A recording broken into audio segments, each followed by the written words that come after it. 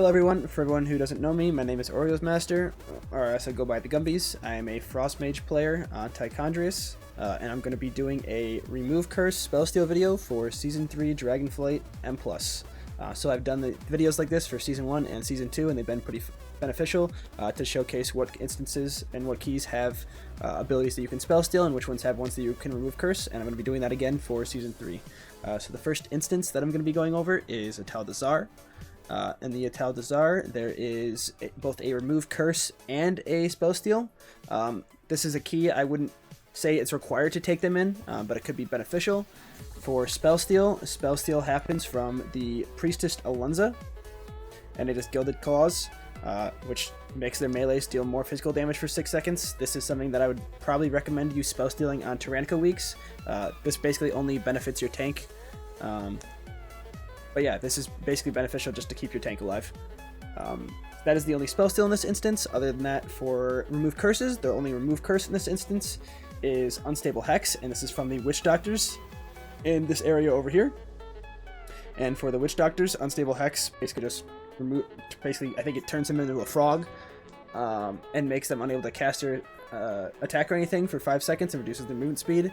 However, it does put a little green circle around them, and if you do dispel it if they have that green circle and anybody else is in that circle, they will also get hexed. So if you are going to remove the curse from this one, make sure that they are spread out and not close to anybody else. But like I said, neither of these are really required for this instance. It's not really required to take Remove Curse or Spellsteal, but it could be nice if these casts do get off. And that is it for Atal'Dazar. For the next key, it is Galakrond. And there's only one in this instance, and it is Spellsteal. And this is something that you don't really need Spellsteal for either, because this cast, it doesn't really matter if this cast happens or not. This Spellsteal is something that just purges it. It doesn't actually steal it for yourself, but it's from these Risen Arcanists with Arcane Blitz. And if they do get these casts off, it increases their damage by 25% for 10 seconds.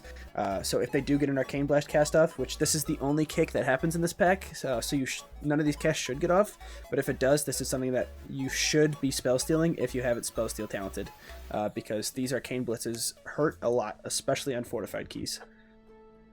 And that is it for Galakrond. For the next instance, it'll be Darkheart Thicket, which has no Spellsteals, but does have a Remove Curse. And the Remove Curse is Curse of Isolation from the Taint Heart Summoners. And so typically this is a cast that will get off most instances, because there are other kicks that are better to kick, like Shadow Bolt or the Fireballs from the Imps or Dread Infernos. A reason this gets off quite often is because it's not something that does instant damage to somebody. It's like it does a taking dot over them, so it's something that basically can go on them and then you can instantly dispel and it won't actually do any damage. But if this does get off, it does put a little circle around people, and then you can just dispel it. It doesn't matter if people are in the dispel or not, but this is something that you can use Remove Curse for. The next instance after Darkheart Thicket is Everbloom, and there is a Spellsteal on Everbloom, and it is from the second boss, or what is primarily the second boss, the Ancient Protectors. This is from Life Warden Gola. Life Warden Gola, her special cast is Revitalize. If Revitalize gets off, it heals one of the Ancient Protectors for 10% of their maximum health, and then puts a healing over time, a hot on them, which heals them an additional 1% every 2 seconds for 10 seconds. It is pretty harmful if this cast does get off, because the initial 10% heal is a very large heal, especially for bosses. So this cast should never get off to begin with, but if it does, it is something that you can Spellsteal. But otherwise, you don't really need Spellsteal for this key, because this is the only spell, and it should never get off in the first place. But if it does, it is something beneficial that you should be Spellstealing, because the bosses will take a lot longer if this is on them. And there's no Remove Curses in this instance, so it's only just that one Spellsteal. The next one I'll be going over is Dawn of the Infinite, the Galakrond's Fall, commonly referred to as Dawn Lower. And there are 2 Spellsteals and 1 Remove Curse in this instance. So the first Spellsteal is Tempo Slice, and that is from these Infinite Time Slicers at the start of the instance. And the Tempo Slice makes it so it increases their melee haste by 100% for 8 seconds. And it also increases the target's damage taken by 15%, So this is something that will help your tank survive if you're able to Spellsteal Tempo Slice. Again, this doesn't actually Spellsteal, it just removes the buff, but it is very beneficial to help your tank stay alive. The next Spellsteal in this instance is Enervate, and that is in the second area, and it is from these Time Stream Leeches. So Enervate is the cast that the Leeches cast, which Enervate is originally able to be kicked. If Enervate doesn't get kicked, it can be AoE CC'd. However, if you don't have any AoE CCs or something, you can also Spellsteal, and if you Spellsteal, then Enervate can be normal kicked again. You can just use a typical Interrupt to do it.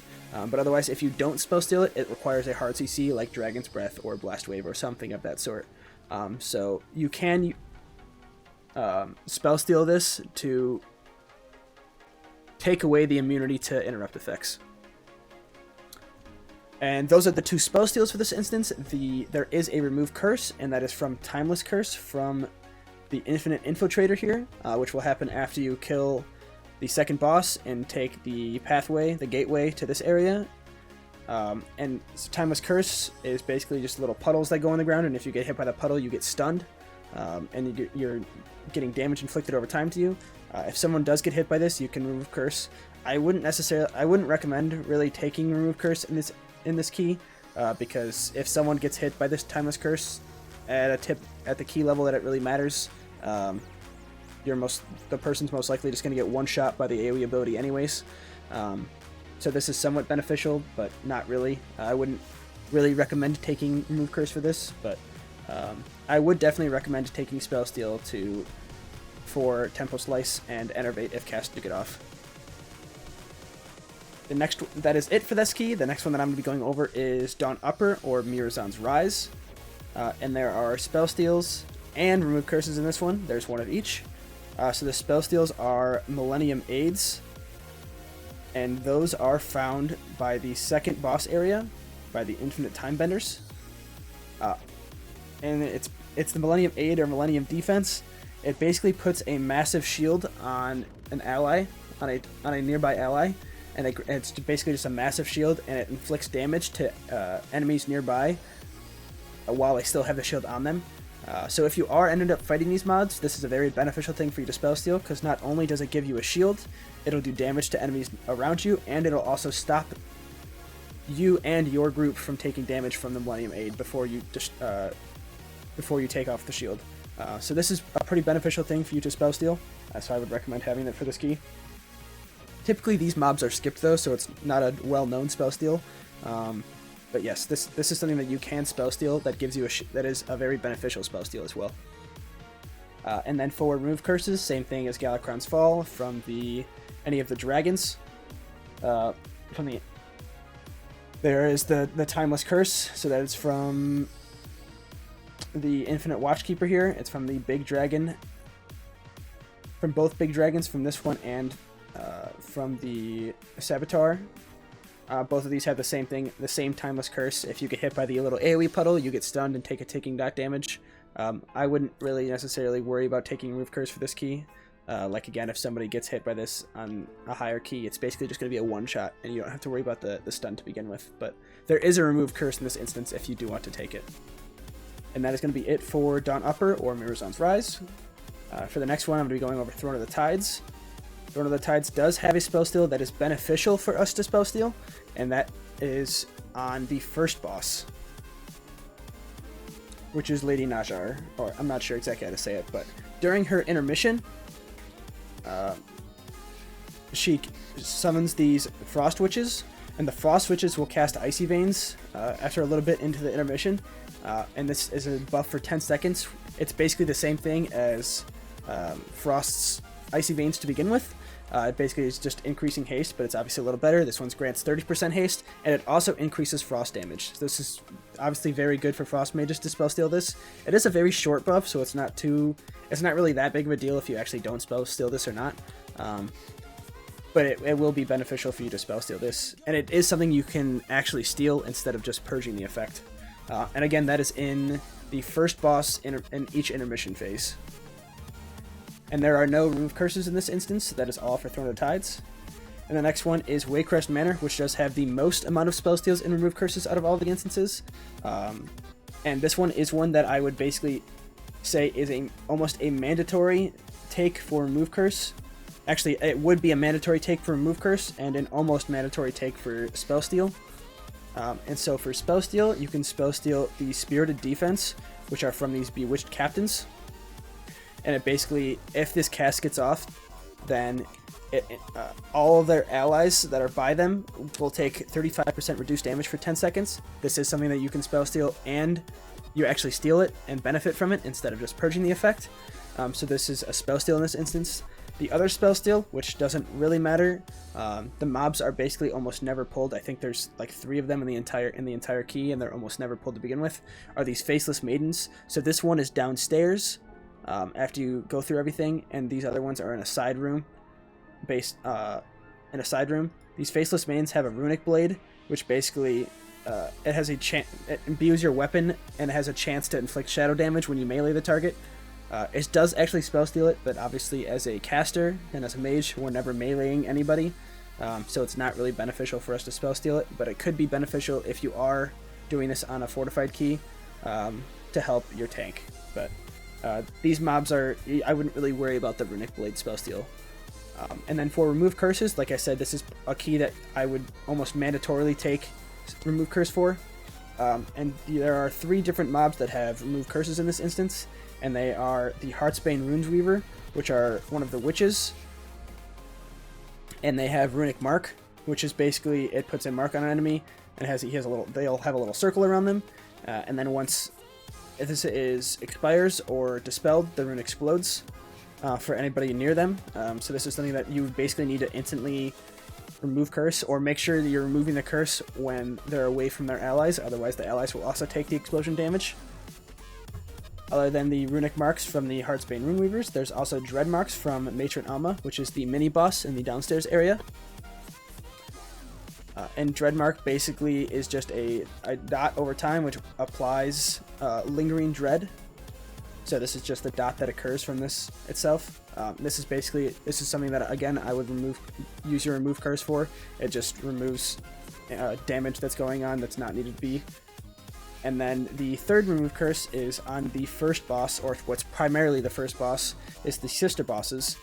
This happens when Sister Malady has the Iris, and when she does, she'll be casting the Unstable Runic Mark, which is the same thing that happens with the Heartsbane Runeweaver. It's basically the exact same mechanic.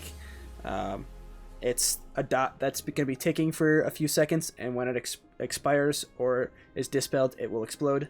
And so this is something that you'll need to spread out on this boss, but if you're taking Remove Curse, you can always dispel one person, so typically I will always dispel either myself or the healer or someone who's like low health. But again, these are basically almost required Remove Curses. And that is it for this instance. There are like I said, there's 2 Spellsteals and 3 Remove Curses. And that is it for this season. I'm kind of doing a little TLDR of what's needed, or like which one is needed for which key. So Atal'Dazar, neither are really needed. You can Spellsteal something to help your tank on the Priestess boss, and then Remove Curse from Unstable Hex.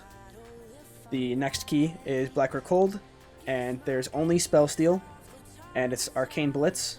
It's not actually, you don't actually benefit from it. It's just a purge effect. The next one is Darkheart Thicket, and that is the Curse of Isolation. This isn't a required, but I would recommend it to take it for this instance. Everbloom is Spellsteal, not required, but I would recommend it in case it gets off. But this is the Revitalize from the Ancient Protectors boss. The next key will be Galakrond's Fall, and there'll be Spellsteal and Remove Curse. You don't really need Remove Curse, but I would recommend taking Spellsteal to help your tank with Tempo Slice, and then you can also Spellsteal the Enervates from the Leeches. If you did take Remove Curse, that would be Remove Curse on the Timeless Curse on the Dragon.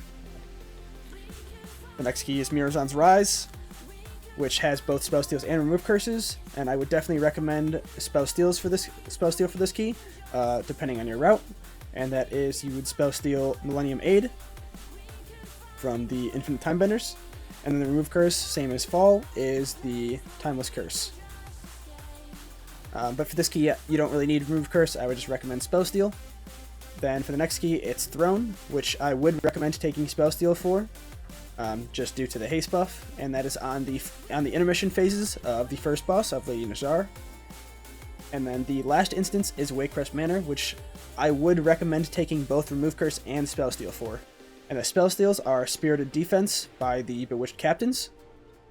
It is Runic Blade by the Faceless Maidens, which isn't really one that's needed to worry about. And then there are Remove Curses from the Heartsbane Runeweaver. There is Dreadmark from Matron Alma. And there is Unstable Runic Mark from the first boss from Sister Malady. So this would be Phase 2 and Phase 5 of this boss. And that is it for this season's Spellsteals and Remove Curses. If you want to see any of these in a non-video form, these all will be on Mage Hub in the dungeon guides.